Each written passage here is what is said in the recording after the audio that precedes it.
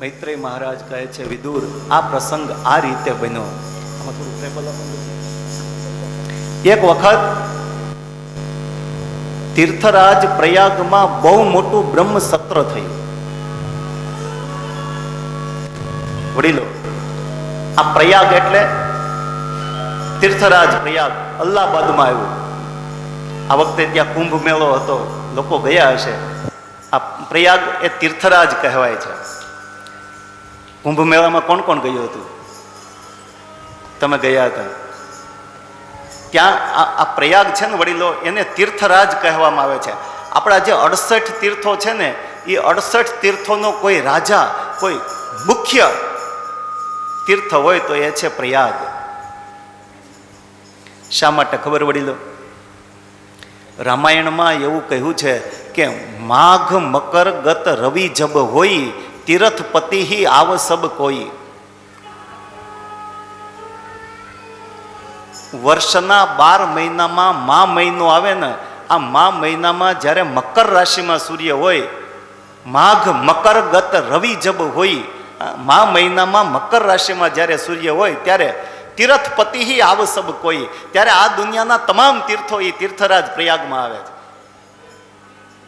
અને એ મા મહિનામાં મકર રાશિના સૂર્યના સમય દરમિયાન જે વ્યક્તિ પ્રયાગમાં સ્નાન કરી લે, એને પછી બીજે ક્યાંય સ્નાન કરવાની જરૂર નથી વળી.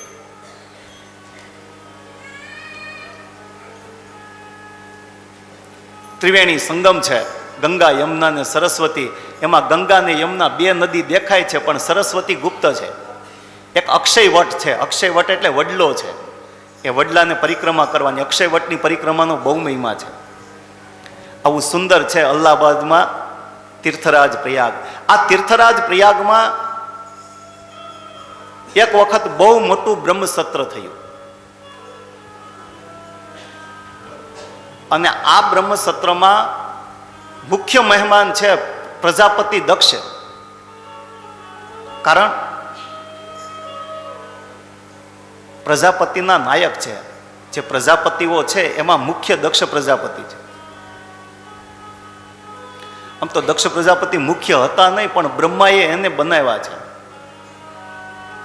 અને પછી આ બ્રહ્મસત્ર થયું, એમાં એને મુખ્ય મહેમાન તરીકે એને આમંત્રણ આપ્યું. પણ થયું એવું વડીલો કે બળ અધિકાર દક્ષ જબ પાવા, અતિ અભિમાન હૃદય તબ આવા.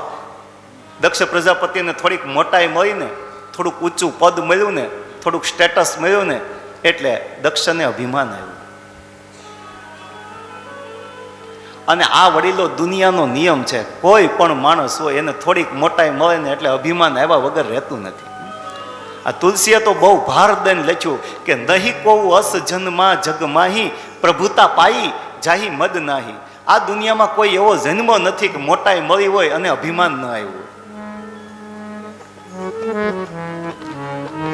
આ અભિમાન છે ને વડીલો, એ બહુ ખરાબ. આમ તો જો ગહેરાઈથી જોવો ને, થોડુંક ઊંડાણપૂર્વક જોવો ને, તો અભિમાન છે ને સદગુણોનો જ પુત્ર છે. પહેલામાં આપણા બધામાં સારા ગુણો આવે, પછી બધાય સદગુણો છે ને એ એક દીકરાને જન્મ આપે ને એનું નામ છે અભિમાન. ગુણવાન માણસ હોય ને પછી અભિમાની બને. અને અભિમાની એવી વસ્તુ છે વડીલો કે પછી અનેક ગુણો હોવા છતાં પણ વ્યક્તિમાં એક દુર્ગુણ અભિમાન આવે ને, એટલે વ્યક્તિને પછી બીજા ગુણો ન દેખાય, એને ફક્ત એના શરીરમાં અભિમાન જ દેખાય કે ભાઈ ફલાણો માણસ તો અભિમાની છે. આપણે એની સાથે ન બેસી. અને અભિમાની માણસ છે ને વડીલો, એ બધાથી જુદો જ રહે. આપ સૌને મારું નમ્ર નિવેદન કે અભિમાનને ત્યાગો. કોઈ નાના માણસની ઘરે જઈએ ને તો અભિમાન છોડીને જવું, બહુ મોટાઈમાં ફરવું નહીં. હા, એટલું બધું મોટું ન થઈ જવું કે આપણે એના બારસાખમાં ન આવી શકીએ, આપણે એના ઘેરે પ્રવેશ ન કરી શકીએ, એ આપણું સ્વાગત ન કરી શકે. હા, નાનું થઈને રહેવું, નાનું થઈને જવું, જેથી કરીને એને એમ ન લાગે કે આપણી ઘરે મોટા માણસ આવ્યા છે.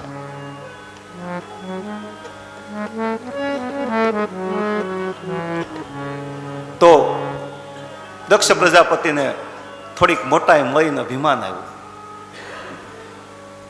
હવે આ પ્રયાગના બ્રહ્મસત્રમાં દેવતાઓ છે, ઋષિમુનિઓ છે, હંસો છે, પરમહંસો છે, સિદ્ધો છે, ચારણો છે, શિવ છે, બ્રહ્મા છે, પણ એક વિષ્ણુ નથી.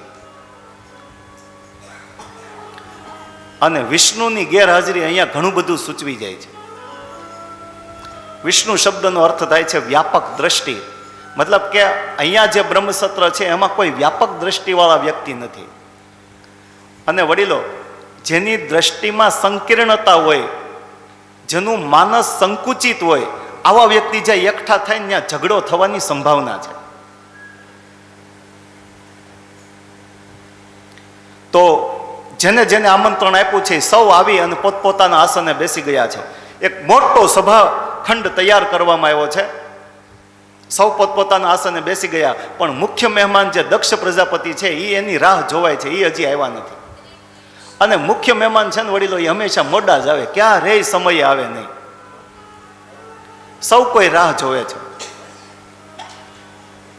અને એમાં સૌના ઇંતજારનો અંત આવ્યો અને દક્ષ પ્રજાપતિએ પોતાના ખાસ માણસોની સાથે મુખ્ય પ્રવેશ દ્વારેથી પ્રવેશ કર્યો. આજુબાજુમાં પોતાના ખાસ માણસો ચાલ્યા આવે છે અને અભિમાનથી દક્ષ પ્રજાપતિ આમ તેમ જોતો જોતો ચાલ્યો આવે છે. દક્ષને આવેલો જોઈ અને સૌ કોઈ વ્યક્તિ દક્ષને માન આપવા માટે ઊભા થયા.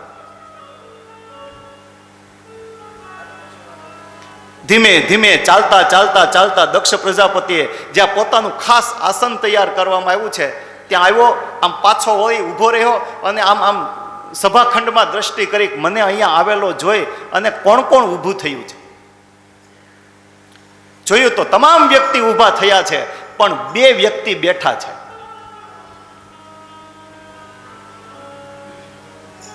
એમાં એક છે પોતાના પિતા બ્રહ્મા. વડીલો, દીકરો ગમે એટલો મોટો થાય તો એ બાપને મન તો દીકરો એ દીકરો જ છે.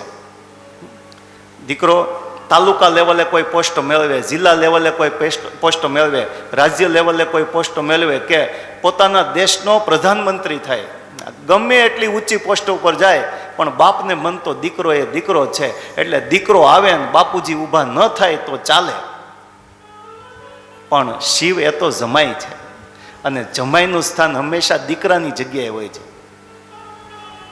એટલે ભગવાન શિવની ફરજમાં આવે ઊભું થવું જોઈએ, પણ આજ ભગવાન શિવ ઊભા ન થયા અને દક્ષ પ્રજાપતિએ જોયું ને દક્ષ પ્રજાપતિને આવ્યો ક્રોધ.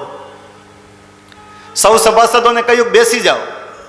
સૌ બેસી ગયા અને દક્ષ પ્રજાપતિએ બોલવાની શરૂઆત કરી. હે સભાસદો સાંભળો, મને અહીંયા આવેલો જોઈ અને તમે સૌ કોઈ વ્યક્તિ ઊભા થઈ અને મને માન આપ્યું, પણ તમે જોયું મારો આ જમાઈ શિવ થયો ઊભો. આને ખબર પડે છે કે કોઈ મોટા આવે ત્યારે એને આદર આપવો જોઈએ, એને માન આપવું જોઈએ, એને અભિવાદન કરવું જોઈએ, એનું સ્વાગત કરવું જોઈએ, એને બેસવા માટે આસન આપવું જોઈએ. છે આવા કોઈ સંસ્કાર આનામાં? અને સંસ્કાર હોય ક્યાંથી? ક્યારેય કોઈક સમાજના સારા માણસ સાથે બેસે તો સંસ્કાર આવે ને. આને તો સ્મશાનમાં રહેવું ને ભૂતની સાથે બેસવું, એમાં ક્યાંથી સારા સંસ્કાર આવે? અને એમાંય મારા પિતા બ્રહ્માના કહેવાથી મેં આને મારી દીકરી પરણાવી, પણ મને એમ થાય છે કે મેં મારી દીકરીને પરણાવી નહીં, મેં ખાડામાં નાખી છે. શિવ આમ છે ને શિવ તેમ છે ને ખૂબ શિવ નિંદા કરી.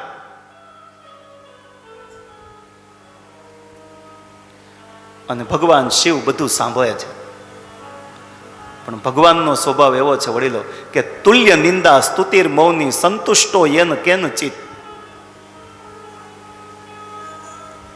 શું નિંદા, શું સ્તુતિ, શું સન્માન, શું અપમાન,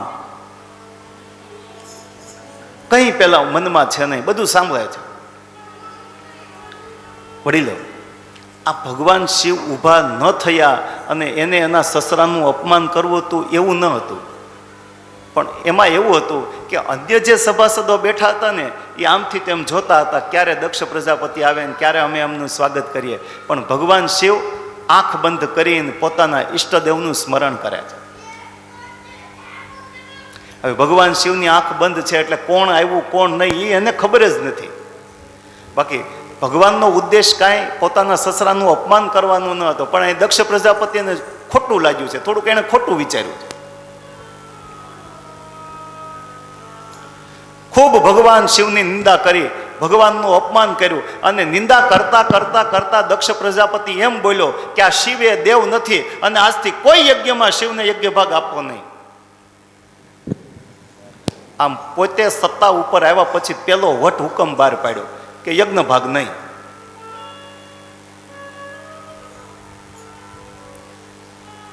વડીલો, આ કથાને આપણા નિજી જીવન સાથે જો સરખાવીએ ને તો એક દ્રષ્ટિથી જોઈએ ને તો આપણા બધાના વિચારો પણ દક્ષ જેવા જ છે.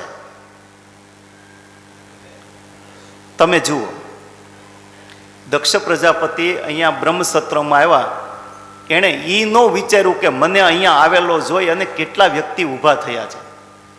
એણે એ જોયું કે મને અહીંયા આવેલો જોઈને કોણ ઊભું નથી થયું. અને આપણા બધાને વિચારો એવા જ છે કે મને પરમાત્માએ કેટલું બધું આપ્યું છે એ વિચારીને આપણે સુખી નથી થતા, પણ હજી મને પરમાત્માએ શું નથી આપ્યું આ વિચારીને આપણે દુઃખી થઈએ. એટલે આપણા બધાના વિચારો એ દક્ષ જેવા છે. વડીલો,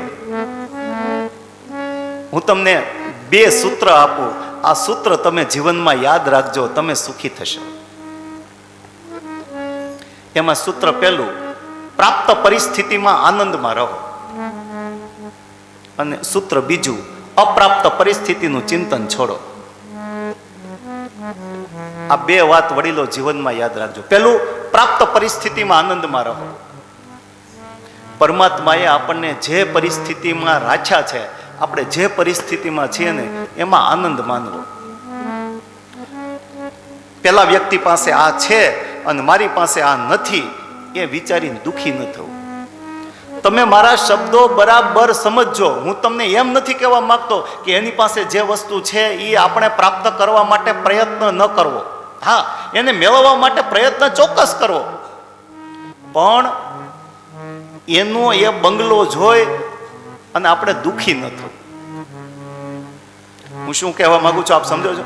હું એમ કહેવા માંગુ છું કે આપણી પાસે હજી મકાન નાનું છે ને બીજા કોઈ વ્યક્તિ પાસે બંગલો છે તો એનો બંગલો ભાઈને આપણે દુઃખી ન થવું. હા, આપણે બંગલો બનાવવા માટેનો પ્રયાસ કરવો, પણ કોઈનો બંગલો જોઈને આપણે દુઃખી ન થવું. પરમાત્માએ જે પરિસ્થિતિમાં આપણને રાખ્યા છે એમાં આનંદ માનવો. અને બીજું, અપ્રાપ્ત પરિસ્થિતિનું ચિંતન છોડો. જે વસ્તુ હજી મળી નથી અને આપણે એને યાદ કરીને દુઃખી થઈએ એમ દુઃખી ન થવું. મારાથી કેટલા આગળ નીકળી ગયા, બીજાને બેંક બેલેન્સ થઈ ગયું, મોટર ગાડી થઈ ગઈ, ને બંગલો થઈ ગયો, ને આમ થઈ ગયું, તેમ થઈ ગયું. ખેર, એ એનું પ્રારબ્ધ લઈને આવ્યો છે, બરાબર. આપણે એ બધાને મેળવવા માટે પ્રયાસ કરવો, પણ દુઃખી ન થવું.